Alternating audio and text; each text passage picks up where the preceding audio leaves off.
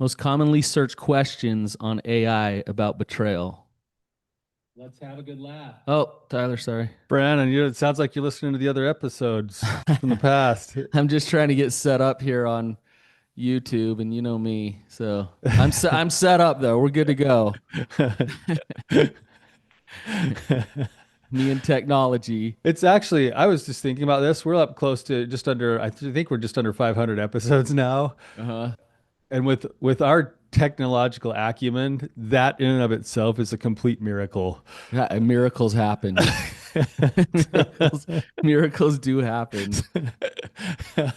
You know what, There, the whole technology thing's so frustrating because you just keep getting worse at it. I know. It's like something you can't like turn the tide on. It's just like you It's slowly like watch yourself become more and more like of an invalid. it's so true, and I think you're saying that in general, but it's really true that you're saying it to me because it's totally true about me. I know. I I was know. I was on my phone the other day, like just doing something, and I was kind of like plugging away on something, and my daughter's like, "What are you doing?" And I'm like, I can't remember what it was, but it was some like thing, and I was like, they're like, "Why don't you just like do this?" And it was like, bam, instantly happened. I'm like, that's a feature on my phone? Like, oh my gosh, Dad, like you are so out of touch. Like, yeah. So it's one Yeah. of the things I sometimes wonder about because like when I was working kind of my own recovery process, a lot of my like lines of defense and my bottom lines were like so far off the edge of the cliff that I kind of removed myself from all forms of technology for a couple of years. Uh-huh. And then trying to step back into the stream again is like, wow, I got way behind on a lot of things. I know, it's crazy. Yeah. Anyway, speaking of technology, Yeah. our episode today Yeah. is about AI. Um, so what we're doing is we're going down. We typed into Chat GPT, what are the most common questions about betrayal? And it gave us a list of a bunch of questions about betrayal. So instead of typing it into Chat GPT, we're glad you're listening to us here. um, please keep listening and don't go over there. Um, will we give better answers that you can compare? We'll see. All they have to do is type in what do the therapy brothers say about this question. Yeah, that's true. Yeah. Um, so we're just going to go down the list. And these questions, they might take us a while to answer some of them, and they might We be might really, only get to a few of them, but we've got a whole list of the top, basically the top 50 questions that AI gets about how to handle betrayal. We'll probably only get into like a few of them today, but we're gonna go straight from the top of the list. okay, let's do it. All right. We'll just kind of bounce back and forth on Tyler, this. Tyler, the tech wizard. Let's do it. Oh man. All right. So number one, Brandon, I'm sure you'll be shocked about this. The number one search question about betrayal: why do people cheat in relationships? Yeah, does not shock me that that is the number one. Um, so that's a great question. It's a question that has, I think, many answers to it, not just one answer, obviously. It's complicated, and we could go in all different directions with that. The reasons why people cheat. Yeah, I a few things. Like a lot of times the reason this question gets asked is often from a partner who's been betrayed and wondering like what happened, what went wrong. And a lot of times it's also laced with questions about self, which we'll get into in a second. But there's a few things that kind of, if you look at patterns and themes across at least what the work we do, Brannon, I would say cheating usually comes from mostly an internal process of lack of being emotionally kind of mature in the way you cope with life and lack of authenticity about what you're actually feeling that leads to secrets that then leads to ways of trying to fill certain needs without being open and transparent about it. Yeah, I mean, relationships break down in a lot of different ways, and by the way, as we talk about this, there's no excuse for cheating. That this isn't. these aren't excuses of what we're saying or justifications for it. Someone still needs to make the decision to break their integrity to cheat on somebody. There's better ways to go about solving some of these issues than cheating. So, just a little side note with that. But relationships break down in all kinds of ways, and you wouldn't think that your inability to get to some resolution on things that then leads to resentment, that then leads to a lack of connection, that then leads to, oh, my coworker actually gives me some empathy and connection, and it's one little thing, then another little thing, and it leads to some temptation, which leads to another little thing. That can be a reason why somebody will cheat because the relationship is breaking down, the relationship is unhealthy, and so it can lead to that. And Um, so often on that too, Brannon, as the relationship itself is starting to erode, there's a desire to not want to make waves or have conflict, so it never actually gets really addressed either. right, So then right. eventually you've got two people kind of feeling this gap, and then that gap starts to get wider, and then one person starts to try to fill the void in certain ways, you know. And I'd say probably three things that are maybe the most common like reasons. And again, these aren't us saying this is why and this is your fault if you're sitting in the space of betrayal, but these are the themes and patterns that come across. One is avoidance of pain and shame. It's the classic kind of like the reason why an addiction forms in the first place is I'm trying to fill some kind of a hole in my soul or my heart or need, emotion, whatever, in a way that does do it in the short term, but it erodes my value system in the process. Two is uh, there's a lack of honesty and integrity in the relationship. And because of that lack of honesty and integrity, there isn't the ability to have the right kinds of interactions and discussions with your partner to focus on healing and getting better. And then it's that slow fade you talked about into other places. And then the third one is, and then we talk about this one a lot on our podcast, Brannon, but it's a desire to either get an escape from the life that I'm currently living and the stressors that I'm having, or more often, it's a desire to experience validation. That Mhm. it almost like that when we talk about the topic of answering our question is, am I enough? Am I good enough? That we all love that feeling of validation, and that can be really intoxicating in and of itself. Yep. Can I add one more? Yeah.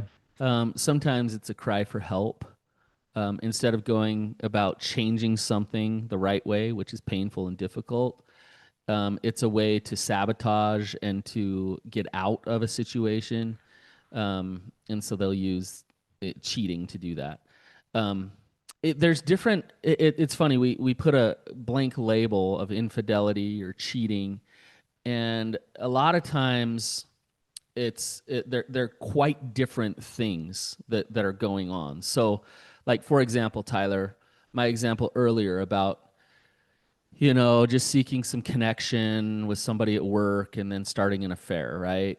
Versus I'm a raging sex addict and I have acted out with sex my whole life. I've visited, massage parlors and prostitutes and so like I love my wife. There's the relationship's okay. It's not, them at all. It's just I just can't stop this addiction. You hear there's two different things going on there. Yeah. Yeah. Um, and not to say either one is okay. But it's an interesting thing to examine is like, oh, if we worked on our relationship and did better, maybe that would help avoid infidelity or those type of things. Or this has nothing to do Yeah. with the relationship and that person better work on themselves or else they're going to cheat on their partner. Um, so a lot of times a lot of times what people think is, to the question, Tyler, why do people cheat? A lot of times they think because I'm not good enough. I'm not pretty enough. I'm not sexy enough. I'm not good enough. And so they go somewhere else and cheat. And the here's the thing about that one, Tyler. Um, that's never true. You're a lovable, beautiful human being, and them going to cheat is on them.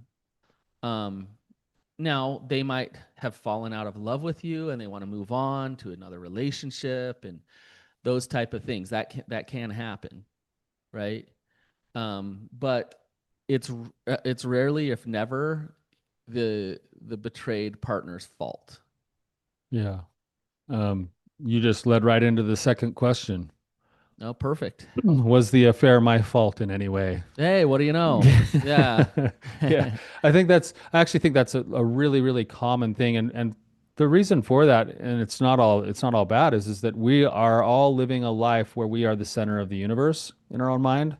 And so anything that happens to us, we always run it through a filter of what is it about me, or what is it about the situation, or what is about this.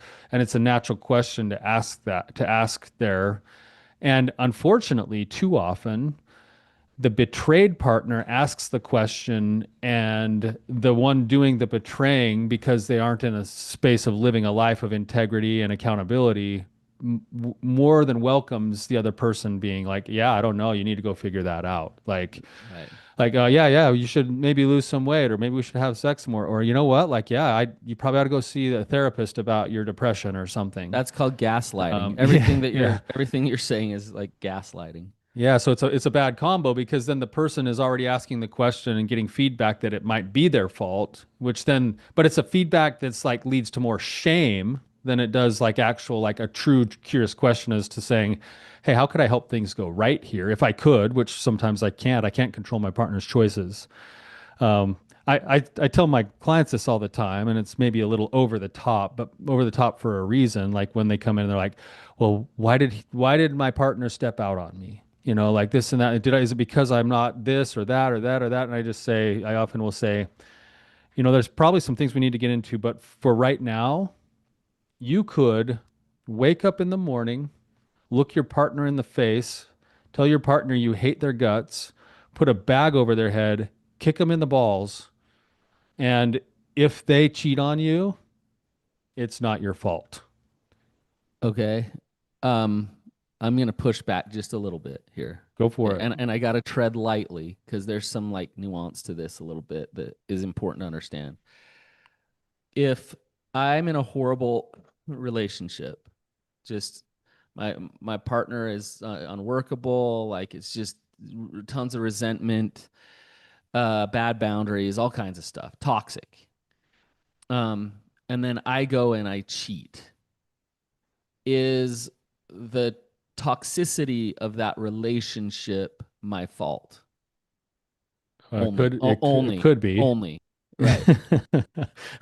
Right. Let's for your scenario, no, it's not. Like it's probably a combination of the way that things are being handled.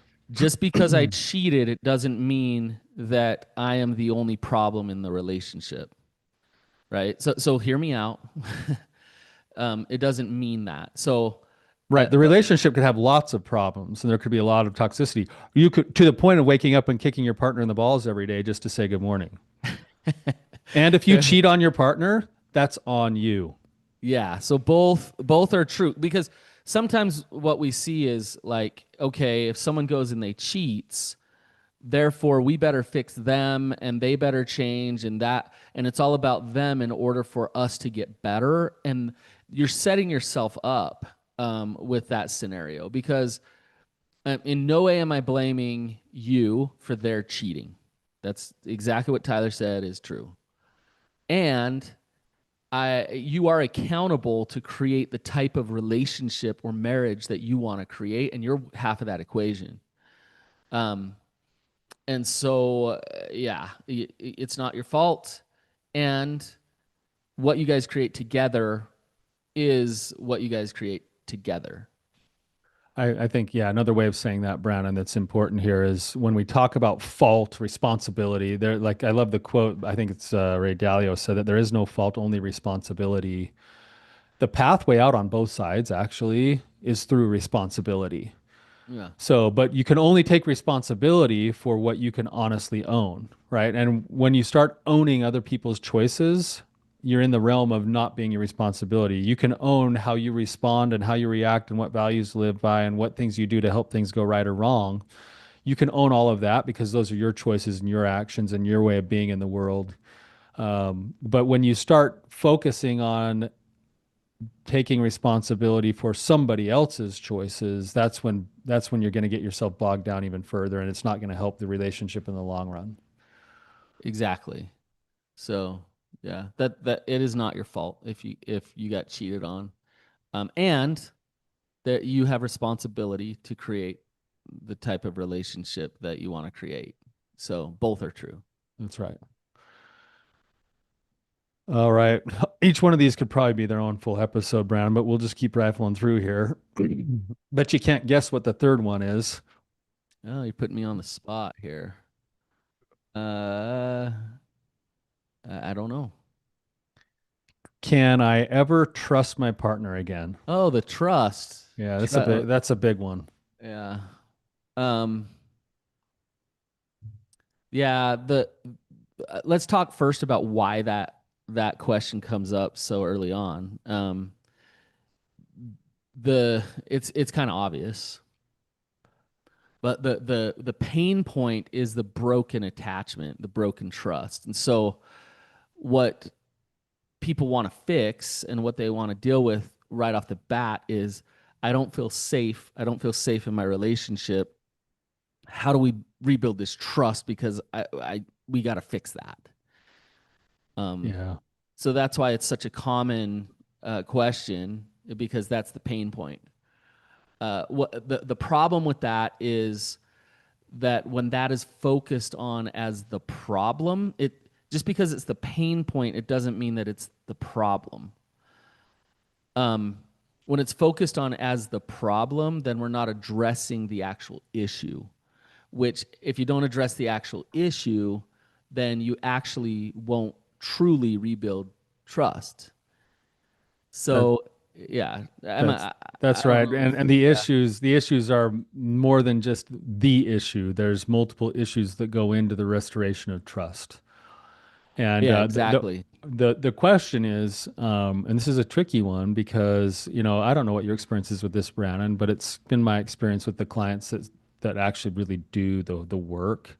Is the pathway to trust includes two individual pathways that include things like shame resiliency, accountability, grace, forgiveness, effort, empathy, practiced over time, things like that.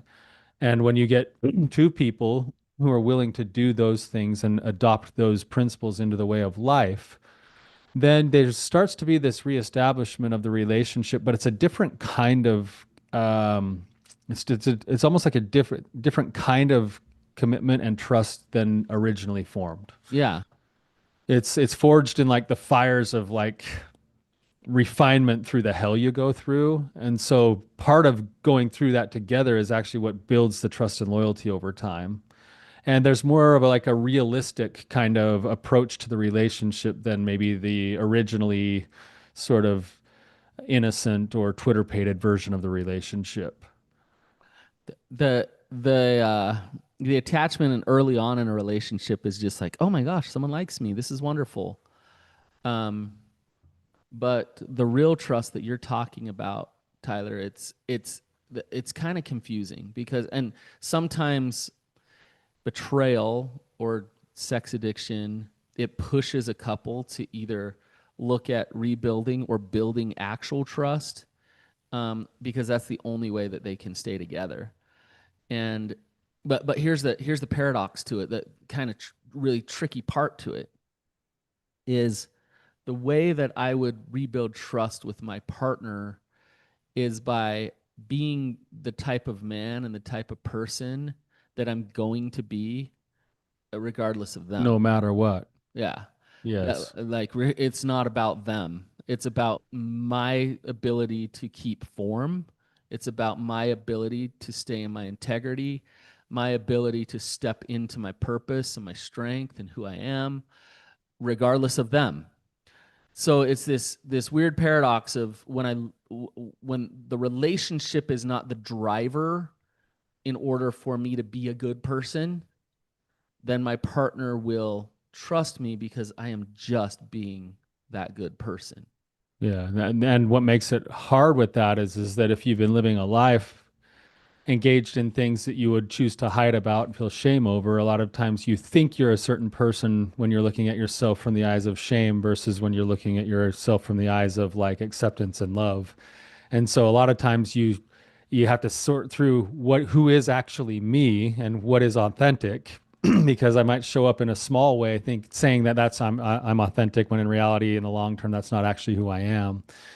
And so that's there you got to get through all of those like lines of like denial and work through a lot of shame in order to get there. The other thing that I'd say about trust here is in my practice, we oftentimes will talk about trust in parts rather than in all or nothings. Because like right now, if I was, something was going on between me and my wife that I was breaking her trust on, she would be able to trust me across lots of areas of life, but she wouldn't be able to trust me across this one area of life. Right. So then it's confusing when she's like, I don't trust you at all. And it's like, well, but you trust me to show up every day. I'm consistent with, We can being drive our kids to their I can game. do Like I'm that. not, yeah, I help provide for family income. You can trust that no matter what. You can trust, trust, trust, trust, trust. So it helps to actually break it down into like other parts of what is actually broken with the trust. So is it an integrity issue? Is it a judgment issue? Is it a disclosure issue? Is it a boundaries issue? Is it a lack of Is it a lack of like authenticity issues? I, When you can start breaking it down into those discussions, that's more productive than trust. well, it's both and though, Tyler, because like I see what you're saying in that there's areas, but there's also as a partner you can kind of get a general feel of like, okay, you just don't feel safe. Like we don't have to break it down into this, and this. Like you're a person who will tell little white lies. You're a person that will like cave really easily. You're a person that like and I just sense it. I just know it. I can just feel Yeah. it. Yeah. Um so instead of being like there's a white lie so I don't trust you because that one white lie, it's just like in general you're not a truthful person and so I don't trust you. Yep. Um but I do like what you're saying because you could say but I do trust you to hop in the car with you and you'll keep the traffic laws, like You're you you're know saying you're saying don't dismiss your gut feeling. yeah If yeah you yeah yeah can't find something tangible, and I'm saying I agree with you 100%. And I think there's a good exercise in doing the exercise to try to find what's tangible and give it language, even though sometimes it's hard to find that. yeah yeah Yeah. exactly. Yeah. So, it's these it's so tricky. Like it's not just like ouch I got cheated on, betrayal, I don't trust, let's fix it, it's fixed, now we're all happy again. It's like so much more complex. And the way and if I can I get a little philosophical here for just a second. Go for it, Brandon. God sets it up this way for a reason.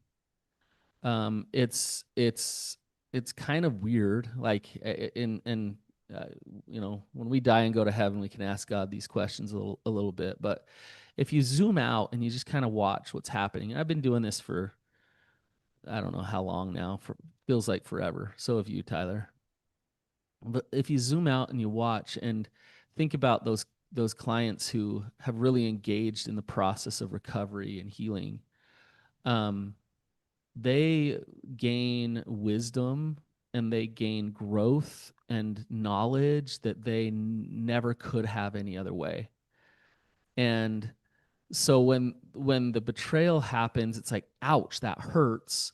Now we get to engage in this full process of healing, this full process of grief, this full process of re-examining who I am, of trauma healing.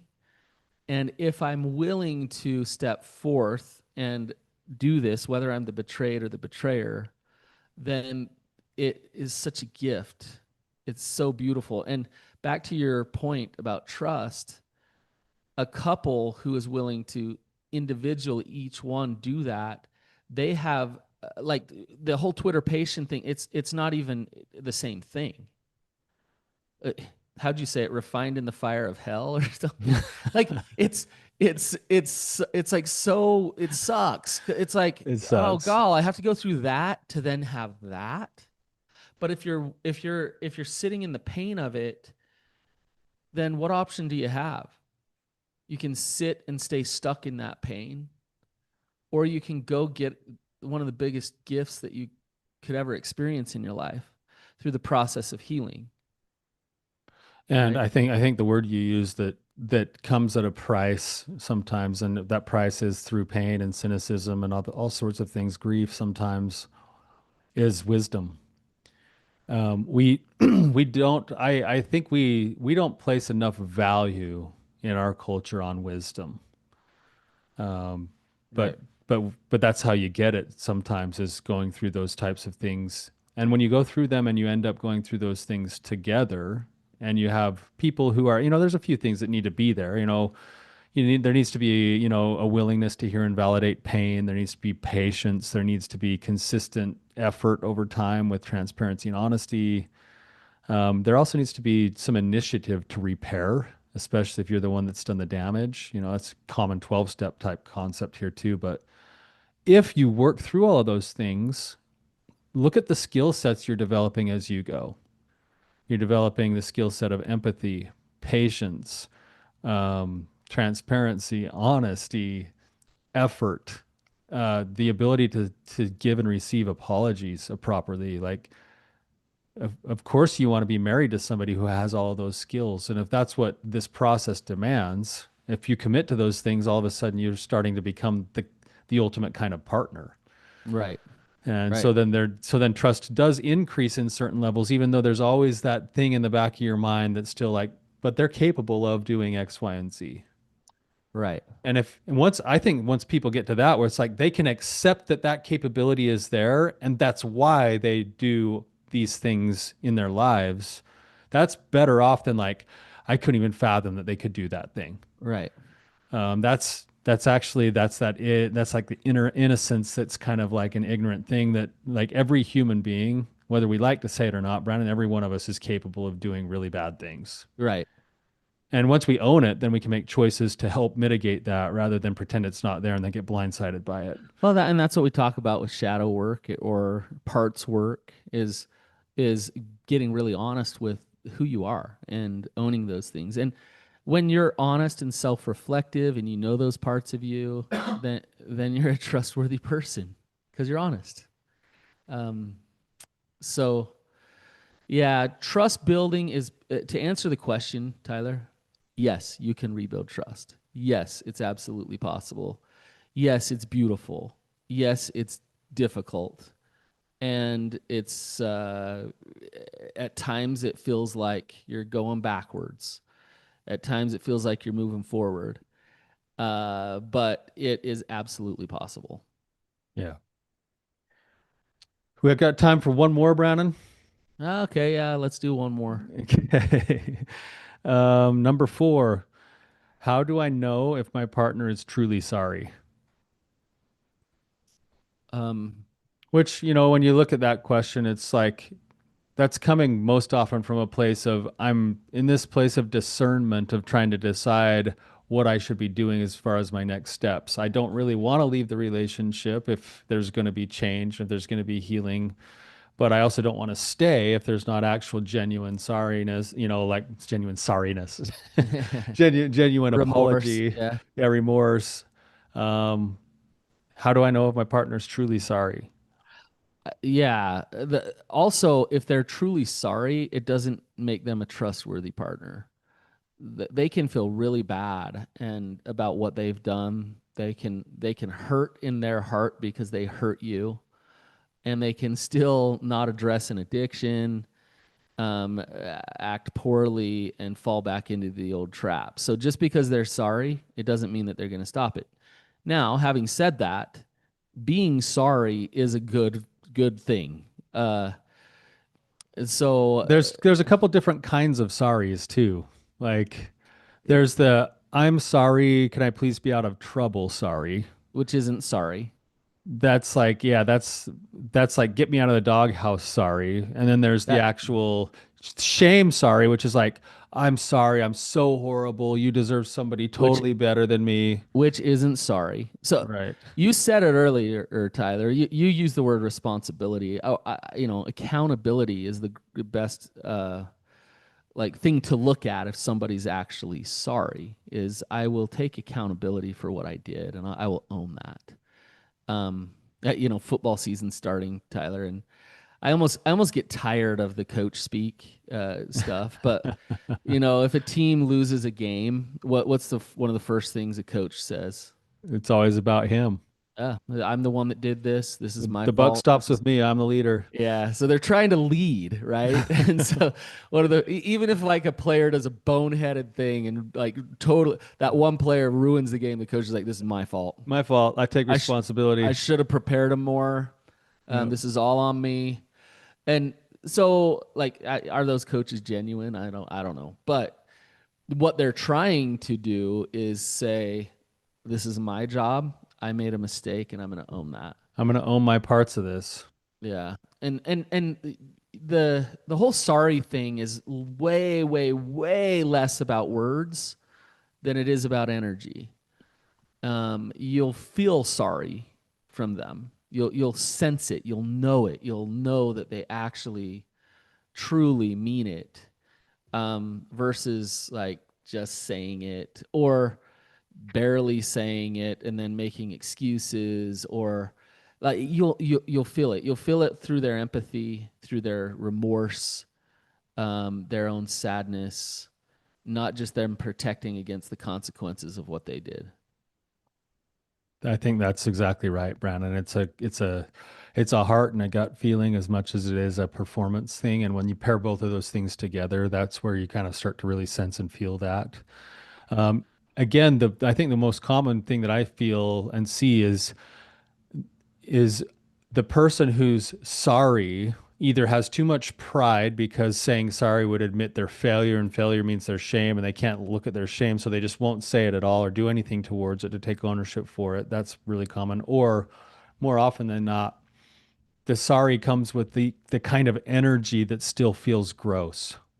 Like it still Yeah. feels like it's like a come caretake me kind of energy rather than, hey, look, like I messed up.